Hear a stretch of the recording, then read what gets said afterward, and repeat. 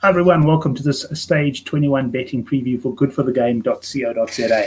Well, we're here at last after 3 incredible weeks, a Tour de France that we weren't even sure that was going to happen, but it certainly happened, and what a great tour it was, and what a culmination the individual time trial was. Tadej Pogačar coming from, well, almost an impossible position to absolutely swamp the stage and beat Primož Roglič. It was simply a superb performance. So let's have a look at the classifications before we get on to today's onto stage 21. Tadej Pogačar, yeah, he was too strong. Tom Dumoulin, Richie Porte, Wout van Aert. I mean, what a ride by van Aert. He climbed incredibly well. He wasn't actually that fast on the areas we might have expected him to be, but he climbed superbly for a classics rider and a sprinter. He really has given us a lot to talk about in this Tour de France. Richie Porte, well, he got third on the stage, and he also managed to get onto the podium as well. Tom Dumoulin must be scratching his head. How did Tadej Pogačar put 1 minute 21 into him? Got to feel sorry for Primož Roglič.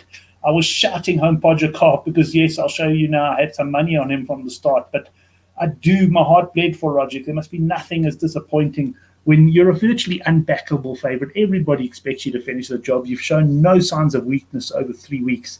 And then what happens? You go and you're off form. You didn't have a bad time trial, but this time trial 9 times out of 10 would have got the job done today, but not with Pogačar around. He was absolutely superb, putting in one of the greatest sporting performances, quite frankly, of all time. It really was incredible. Let's just catch up and have a quick look at the outright. There we got Pogačar now from 59 seconds from Roglič. Richie Porte, brilliantly done. He was the benefactor as well of a Miguel Angel Lopez, a capitulation. Lopez there falling down into 6th spot. Also, good ride from Mikel Landa. Wasn't expected to do much in the time trial. And Enric Mas has really shown himself as a potential grand winner in the future.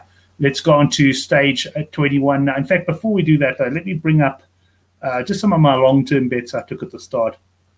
Pogačar, 1 unit win at 14-1 at Sunbet. Wow. That was unexpected. I'd written that off, I can tell you right now.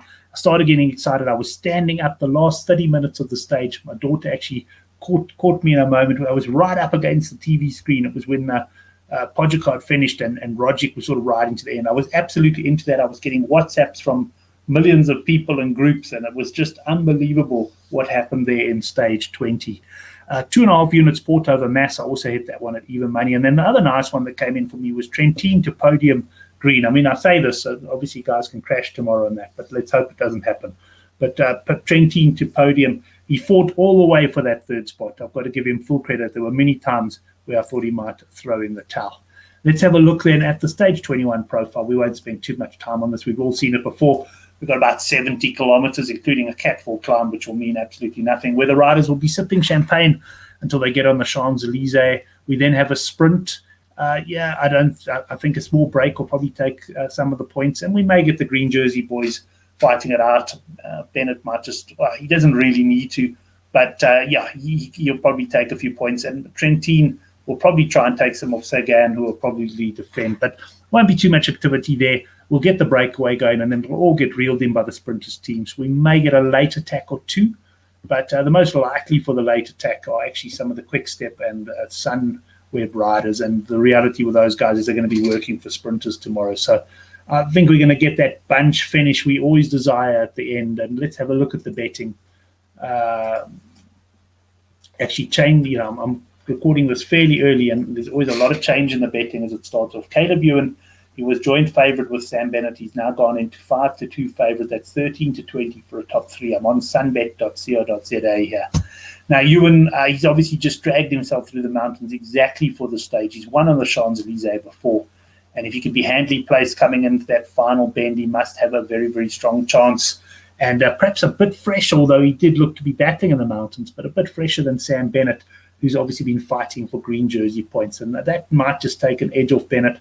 But this stage is also perfect for Sam Bennett with his lead out and his power sprint ability to hit the front fairly early. Wout van Aert, what can't this man do? I mean, he's climbed, he's time trialed, he's done all sorts of things. And of course, he's won a couple of sprints as well. He's 5-1. He won't have any lead out.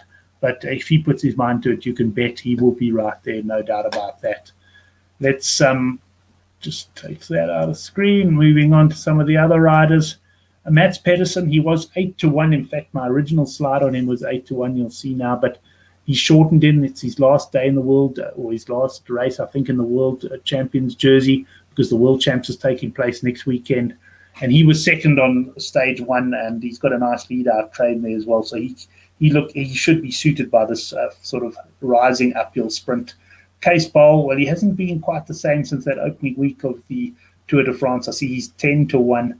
Peter Sagan, 16-1, seems to lack the speed. Christophe, who won in stage 1, he's also won on the Champs-Élysées before, must have a chance. And Luka Mezgec, he's 28-1. He certainly looks strong, but it's hard to see him in terms of pure pace taking on any of those guys. There are a number of other riders quoted, of course, and just to show you that there's also match bets. I've had a look through it.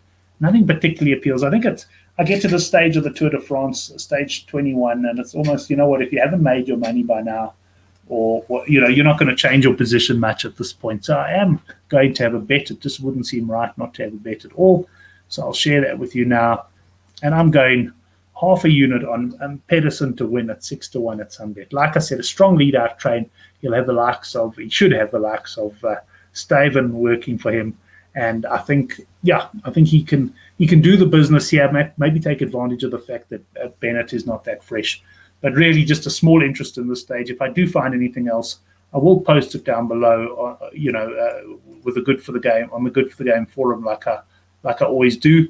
So do go and click on that. And the Tour de France might be ending, but we're going to be betting on a lot of other cycling. There's the Giro and the Volta coming up as well. So stay close to us on the Good for the Game forum. But it's been great having your company. I hope you've enjoyed these previews over the last 21 stages. And yeah, overall managed to finish ahead of the bookmakers. I will have a full summary of my bets on the Good for the Game forum. Although I must admit, finding stage winners has proved a battle. Fortunately, I've caught some of my bigger match bets.